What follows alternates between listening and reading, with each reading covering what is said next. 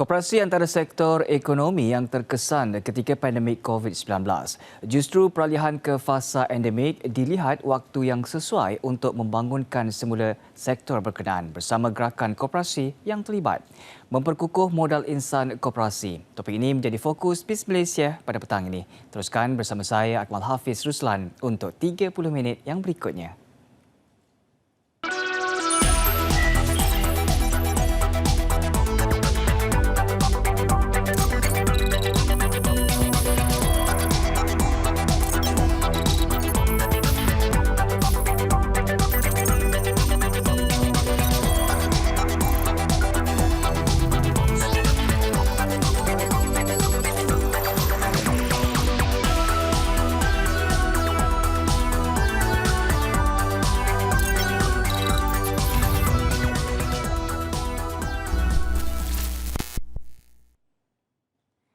Assalamualaikum dan salam sejahtera. Ini BIS Malaysia, edisi Selasa 19 Julai 2022.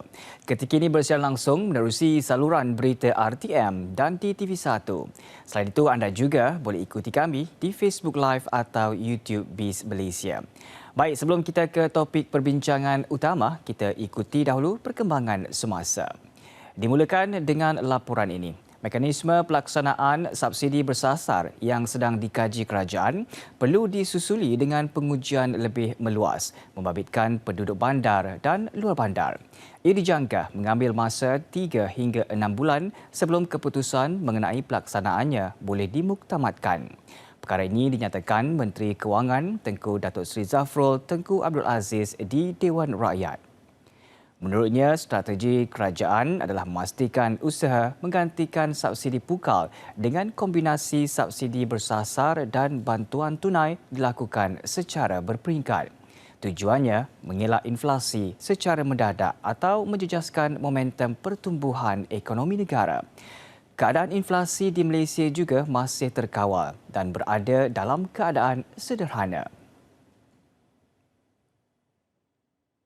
Sementara itu, Maybank menerima penarafan AA oleh MSCI ESG Ratings untuk tahun kedua berturut-turut, sekaligus meletakkannya antara 36% teratas daripada 189 bank di peringkat global. Menurut Presiden dan Ketua Pegawai Eksekutif Kumpulan Maybank, Datuk Khairul Saleh Ramli, penarafan berdasarkan penilaian terhadap dasar dan amalan kemampanan merangkumi 7 bidang. Antaranya pembiayaan kesan, alam sekitar, pelindungan kewangan, akses kepada kewangan, privasi dan keselamatan data. Skor AA turut didorong amalan pelindungan pengguna yang kukuh.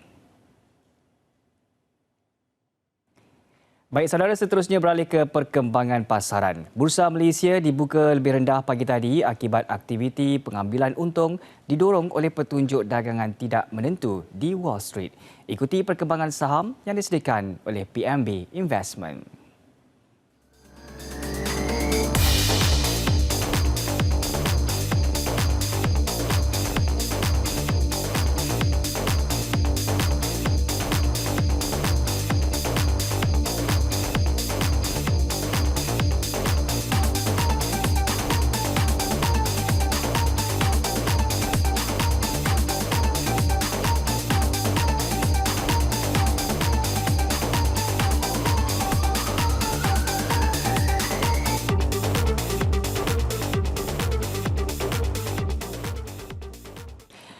Baik saudara, seperti yang dimaklumkan di awal rancangan tadi, Bual BIS petang ini akan membincangkan topik memperkukuh modal insan koperasi. Kita akan bersama dengan panel undangan di studio seketika nanti.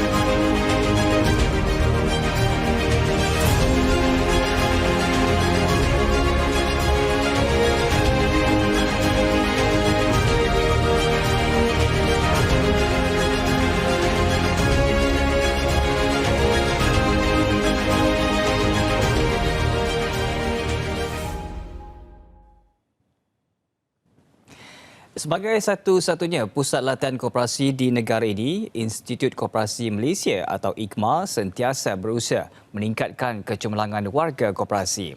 Ia seiring dengan kepentingan sektor berkenaan kepada ekonomi sekaligus mendepani pelbagai cabaran pasca pandemik. Bagi memahami dengan lebih jelas peranan institusi ini terutama dalam membangun dan memperkukuh modal insan koperasi, Bualbis petang ini membawakan pengerusi IKMA, Datuk Wira Dr. Rosli Mat Hassan. Assalamualaikum, Datuk. Waalaikumsalam. Baik, terima kasih Datuk kerana bersama dengan BIS Malaysia pada petang ini. Terima kasih. Dan sebelum kita mula, mungkin kita nak ucapkan tahniah kepada koperasi yang menyambut ulang tahun ke-100 sepanjang bulan Julai ini juga merupakan acara untuk memperingati ataupun ulang tahun yang ke-100. Jadi Datuk, sebagai permulaannya, mungkin boleh Datuk kongsikan perkembangan terkini sektor koperasi pasca pandemik. Ya, terima kasih Saudara Kamal. Sektor koperasi dalam negara kita telah menjangkau kepada 100 tahun. Pada tahun 1922 sehingga 2022. Baik. Dan macam-macam acara dilaksanakan. Dan koperasi ini ada 3 tunjang utama dalam menggerakkan koperasi dalam negara, iaitu Suruhanjaya Koperasi Malaysia ialah sebagai satu regulator bagi pihak kerajaan, dan Institut Koperasi Malaysia sebagai badan yang menguruskan hal ehwal latihan dan kependidikan koperasi. Baik. Dan kita ada satu lagi tetapi di peringkat bukan kerajaan, tetapi dalam sokongan kerajaan, iaitu menubuhkan Apex koperasi, iaitu melalui angkasa. Jadi sepanjang 100 tahun setakat ini kita dah mempunyai 14,830 buah koperasi dan anggotanya lebih kurang dalam 7.1 anggota ahli koperasi, dan share yang telah diakumulasikan sebanyak 16-17 bilion. Perjanaan aset yang ada sebanyak 156 bilion, dan perolehan secara setakat ini sehingga 2021 bolehlah dikatakan lebih kurang dalam 37-38 bilion. Jadi melalui perkembangan semasa ini selepas pandemik kita ni, dalam pandemik memang kita mempunyai kesusahan yang banyaklah serupalah dengan sektor-sektor lain. Betul. Dan oleh kerana sektor koperasi ini adalah sektor yang agak besar, salah satu kumpulan yang memberi sumbangan kepada ekonomi negara, kita terpaksa melalui proses menyusun semula dasar-dasar koperasi. Jadi yang terakhir ialah dasar untuk dalam rancangan yang ke-12 kita perbaiki balik, dan masalah yang kedua ialah masalah tentang food security, agromakanan, dan juga revolusi perindustrian yang keempat. Jadi semua ini kerajaan telah melalui sumber kerajaan dan juga daripada sumber gerakan koperasi itu sendiri, terpaksa melalui beberapa pendekatan untuk membantu koperasi-koperasi dalam negara kita. Sebab itu kita baru buat lagi sempena 100 tahun ni, supaya 3 organisasi ini tidak boleh bercanggah antara satu sama lain. Jadi kita ada aspirasi koperasi, kita tangani di antara Suruhanjaya Koperasi Malaysia, Institut Koperasi Malaysia, dan juga AKMA ni, angkasa, supaya kita bergerak sederap selangkah bersamalah untuk membangunkan koperasi dalam negara kita. Baik, Datuk. Sebenarnya koperasi ini memberikan satu sumbangan yang amat besar kepada pembangunan ekonomi dan juga sebenarnya memberi satu kesejahteraan kepada keluarga Malaysia untuk melaksanakan ataupun menambahkan ekonomi kepada seluruh keluarga Malaysia. Dan seperti mana yang Datuk nyatakan tadi, penularan COVID-19 sejak 2 tahun lalu yang menjejaskan pelbagai sektor, tidak terkecuali sektor koperasi juga, dan difahamkan bahawa IKMA ada menjalankan kajian berkaitan impak PKP terhadap pemain industri. Jadi apa antara dapatan daripada kajian berkenaan, Datuk? Ya, melalui kajian ini memang kita rasakan hampir kesemua berhadapan dengan masalah, dan Sebab itu kita membuat beberapa program intervensi kepada koperasi ini.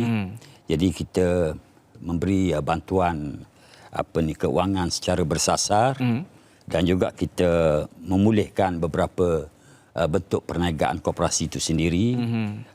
Kemudian pembangunan automation, digitalisasi, kerana zaman dah berubah. Betul. Macam kita pun meeting kena bermesyuarat Secara dalam talian. secara tu dah maya. Betul. Saya pun dulu pun tak berapa pandai, sekarang dah pandai lah bermesyuarat secara maya ni. Jadi kemudian ICT juga menjadi kapasiti yang perlu diperkukuhkan lah. Jadi kita kukuh lah.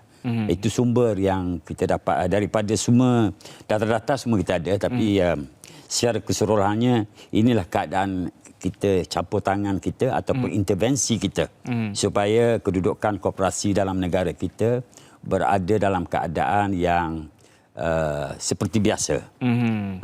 Kita memang ada masalah, tapi kita hadapi dengan cara yang 5 perkara yang saya sebutkan tadi. Dan juga untuk memastikan bahawa koperasi berada di landasan yang betul serta mengikuti keadaan serta teknologi semasa.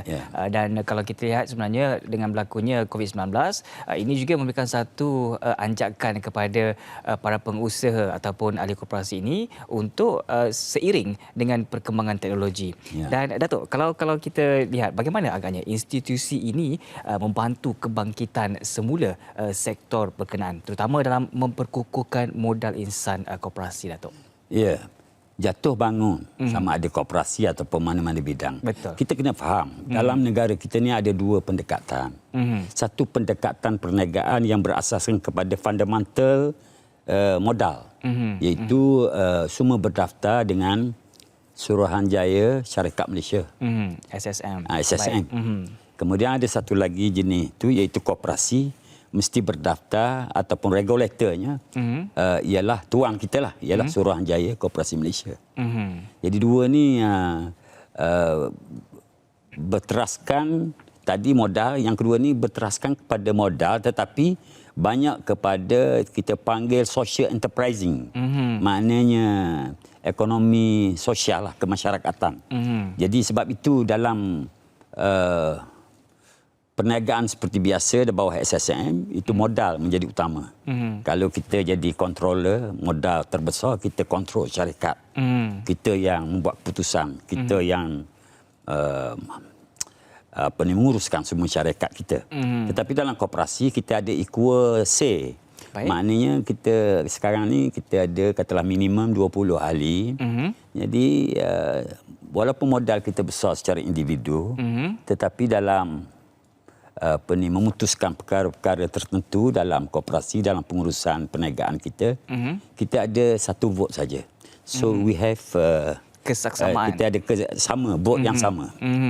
Kita sama rata dari segi kuasa. Jadi itu perbezaannya. Jadi dalam koperasi kita ni, apabila kita yang agak tertinggal sikit kerana kita sendiri dilihat sebagai second class sebenarnya koperasi. Sebenarnya tidak. Kalau kita tengok negara-negara maju seperti di US ataupun di Jepun, di Korea, koperasi ini memainkan peranan penting. Malah 20-30% sumbangan mereka kepada negara ialah daripada koperasi. Kita ni masih kecil. Jadi mungkin kita melihat koperasi ini sebagai second class. Sebab itu IKMA ataupun Institut Koperasi Malaysia melihat bahawa modal insan inilah merupakan faktor utama. Sekarang ni kebanyakannya masyarakat kita tak berapa faham tentang peranan perniagaan kita dalam koperasi. Sebab itu dalam suasana ini saya rasa IKMA telah memperkasakan beberapa strategi modal insan ini, termasuklah beberapa merubah. Kalau dulu kalau kita panggil kepada kurang ilmu, kurang kefahaman, kita buat penghayatan jati diri melalui latihan dan sebagainya. Kalau dulu kita buat modul latihan, tapi sekarang kita lebih kepada memenuhi kualiti semasa supaya anak-anak muda kita, ahli-ahli kooperatif kita faham tentang tanggungjawab tentang diri mereka, sama ada mereka ini anggota lembaga ataupun pengurus ataupun siapa-siapalah di dalam koperasi itu sendiri. Kalau dulu kita tidak melihat koperasi sebagai entrepreneurship punya badan. Jadi sekarang kita ubah, kita panggil keusahawanan koperasi. Sebab itu bawah Kementerian Pembangunan Usahawan Koperasi, kita agak luas jugalah. Kita punya networking ataupun jaringan kita. Kita ada pembiaya keuangan seperti bank rakyat umpamanya. Itu sebuah koperasi. Kita ada bank kedua, bank koperasi, bank pertama ni, bank koop pertama. Betul. Itu bank koperasi. Dan kita juga ada agensi-agensi lain seperti untuk membantu usahawan kecil, tetapi kita juga fokus kepada membantu cooperators ataupun koperasi-koperasi kecil. Jadi semua ini harus digarap bersamalah. Betul. Supaya kita dapat mengadaptasikan keadaan semasa ni. Jadi kita biar move forward lah maknanya. Dan kalau kita lihat sebenarnya Datuk, ekosistem dan rantaian koperasi ini memang cukup lengkap dalam memperkukuh dan juga memperkasakan usahawan dan juga untuk mencambahkan ekonomi. Kita nak tanya juga berkenaan dengan institusi ini dan juga cabaran-cabaran yang didepani oleh IKMA sendiri. Tapi sebenarnya kita akan tanyakan selepas ini Datuk. Kita berehat seketika. Baik, jadi untuk anda semua teruskan kesetiaan bersama kami di BIS Malaysia. Berehat seketika kembali selepas ini. Gagasan satu keluarga, satu rumah turut selari dengan aspirasi keluarga Malaysia memperlihatkan komitmen kerajaan menyediakan rumah yang mencukupi, mampu dimiliki, berkualiti dan berdaya huni, termasuk memperkasakan kediaman berkonsepkan transit ataupun transit oriented development, terutama untuk golongan muda.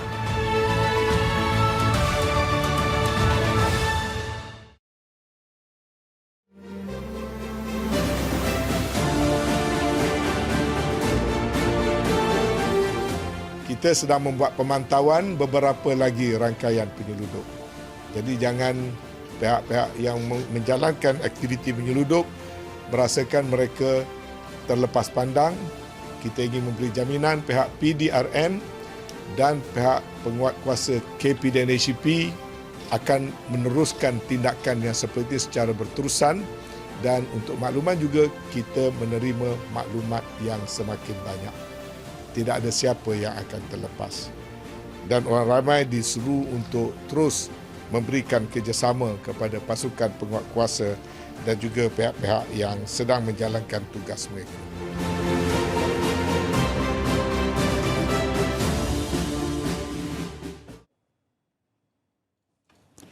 Kembali dalam BIS Malaysia, kita masih lagi bersama dengan tetamu undangan di studio, Pengerusi IKMA, Datuk Wira Dr. Rosli Mat Hassan yang membincangkan tentang topik memperkukuh modal insan koperasi.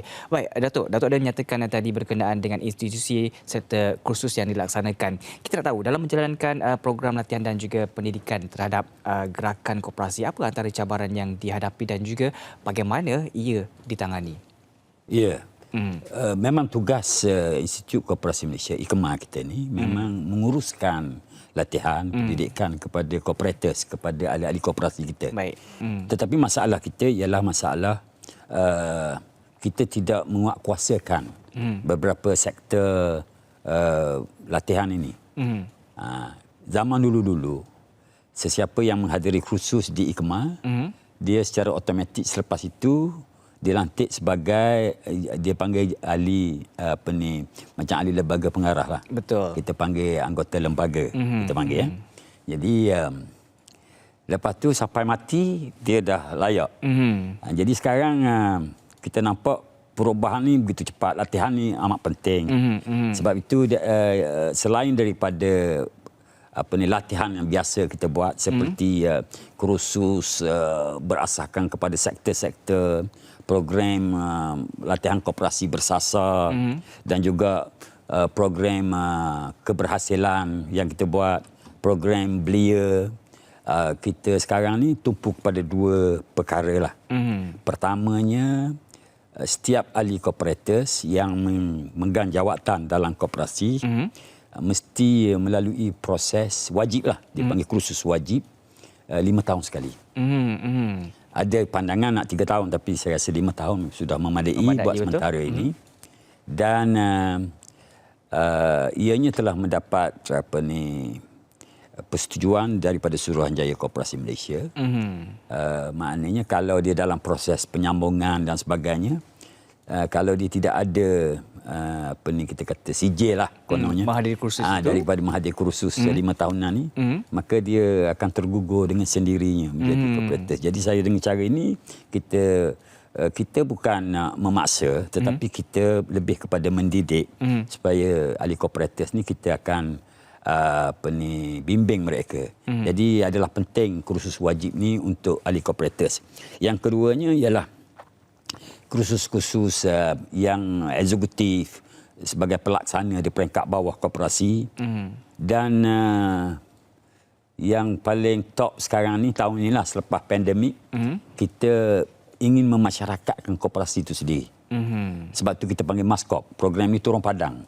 Seolah Menteri turun padang, Timbalan Menteri turun padang, Datuk KSU kita turun padang, ahli lembaga saya semua turun padang, pegawai-pegawai turun padang, semua turun padang ke negeri, ke daerah dan sebagainya. Kita nak gerakan memasyarakatkan koperasi ini dapat membantu, terutama sekali dalam merubahkan pemikiran kita ke arah daripada seperti biasa kepada seperti keadaan agak mencabarlah. Maknanya kita kena belajar bersungguh-sungguh, kita kena ada knowledge, kita kena ada maklumat, kita kena ada pelbagai perkara lah sebagai perniagaan biasa. Jadi kadang-kadang kita tak nak dilihat sebagai kumpulan koperasi membuat CSR saja kepada ahli, sedangkan kita tidak membangun. Sebab itu kerajaan dalam sekarang ini memberi fokus bentuk koperasi masjid. Kita kalau boleh semua masjid dalam negara kita ni dia koperasi. Dan kalau dia orang minta mungkin ada bantuan lah. Bantuan geran dan sebagainya, mungkin ada benda-benda tu dengan Suruhanjaya Koperasi Malaysia. Dan latihan kita akan sediakan kepada kooperatif ataupun ahli-ahli mereka. Keduanya ialah koperasi sekolah. Baik. Sekolah ni kita pun tahu tahun 1969 tak silap saya, koperasi sekolah yang pertama, saya lupalah dekat mana. Itulah mulanya koperasi sekolah. Dan kita zaman dulu koperasi sekolah kita banyak buat pertanian, kita buat kadang-kadang kerja tangan dan sebagainya. Jadi sekarang koperasi sekolah penting. Dan baru ni dalam Perdana Menteri telah memberi hadiah kepada koperasi sekolah yang berjaya. Pendapatan sampai jutaan setahun. Itu sebuah sekolah di di Johor. Dan ada di Penang ada. Dia dah besar. Jadi kalau kita boleh latih generasi muda kita ni. Sebab itu Kementerian Pembangunan Usahawan Koperasi juga meminta kita menubuhkan sebuah universiti baru yang kita nak panggilkan sebagai Universiti Keusahawanan Koperasi Malaysia. Mungkin agak tidak sama dengan universiti lain. Berbeza. Sebenarnya ini adalah untuk melakukan gerakan koperasi kita untuk mengisi lompang ataupun vacuum yang sedang berlaku generasi muda yang tidak minat kepada koperasi. Jadi sebenarnya kita ni koperasi ni adalah satu organisasi yang perlu dilatih secara profesional. Jadi melalui universiti ini modul-modul yang kita sediakan sebagaimana akan diluluskan oleh oleh Kementerian Pengajian Tinggi, iaitu sebuah universiti biasa, tapi kontennya fokus kepada tentang keusahawanan dan koperasi. Jadi kita harap generasi muda akan melibatkan diri, belajar di universiti ini dari segi jangka panjangnya. Dan universiti ini berbeza dengan universiti yang ada dalam negara kita. Kerana kita belajar 2 tahun kata untuk ijazah, umpamanya modul yang kita telah siapkan 2 tahun untuk belajar teori, 2 tahun kita akan attach kepada koperasi-koperasi yang ada dalam negara kita. Contohnya Kerana universiti ini juga akan dimiliki selain daripada Institut Koperasi Malaysia, dia juga kita akan offer kepada top corporators kita lah, top 100 ke top 200 ke whatever lah.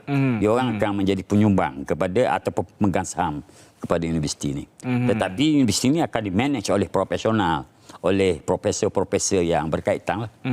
Jadi kita harap jangka panjangnya kita dapat memenuhi keperluan modal insan di dalam gerakan koperasi itu sendiri. Baik, jadi itu merupakan satu inisiatif yang sangat baik untuk kita memperkukuhkan lagi, dan kalau kita lihat sebenarnya Universiti Keusahawanan dan Koperasi Malaysia adalah universiti yang berbeza yang lebih fokuskan kepada kemenjadian para pelajar ini supaya lebih fokus kepada industri atau sektor koperasi sendiri. Dan kita harapkan agar ianya akan menjadi ataupun dapat direalisasikan dan juga menjadi satu daya saing kepada mereka sendiri. Dan kalau kita lihat dalam agenda sekuriti makanan seperti mana yang Datuk maklumkan di awal tadi, bagaimana institusi ini boleh membantu memperkukuh modal insan koperasi dalam bidang perniagaan berkaitan? Cara ringkasnya, Datuk. Ya. Agro makanan ini memang salah satu sektor yang menjadi tumpuan kerajaan sekarang. Semua cakap tentang food security. Betul. Koperasi sebenarnya banyak di antara koperasi-koperasi dalam negara kita melalui federasi pertanian ataupun federasi agro makanan ni banyak buat sebenarnya, banyak di antara koperasi-koperasi kita. Dan bantuan oleh kerajaan pun disediakan melalui Suruhanjaya Koperasi, malah daripada bank-bank yang berkaitan yang mendapat apa yang kita panggil bantuan segera untuk melihat agro makanan kita ini distabilkanlah. Dan kita pun tengok ada menteri Menteri Komunikasi sendiri pun menjadi nak menangani isu-isu ini. Dan jadi insya-Allah Angkasa telah diberi tugas lah. Betul. Angkasa telah diberi tugas. Betul. Dan diberi koperasi dana juga seiring juga. Supaya menguruskan koperasi-koperasi ini. Contohnya katalah Rebang Ayam. Baik, okey Datuk. Mungkin dah habis dah. Baik, kita dah habis kalau ikutkan masa setakat ini saja, dan insya-Allah mungkin kita akan sambung semula untuk panjangkan lagi dengan program kita seterusnya. Kita ucapkan terima kasih kepada Datuk Wira Dr. Rosli Mat Hassan, Pengerusi Ikma, untuk perkongsian yang menarik sebentar tadi, Datuk. Terima kasih, Datuk. Okey, terima kasih.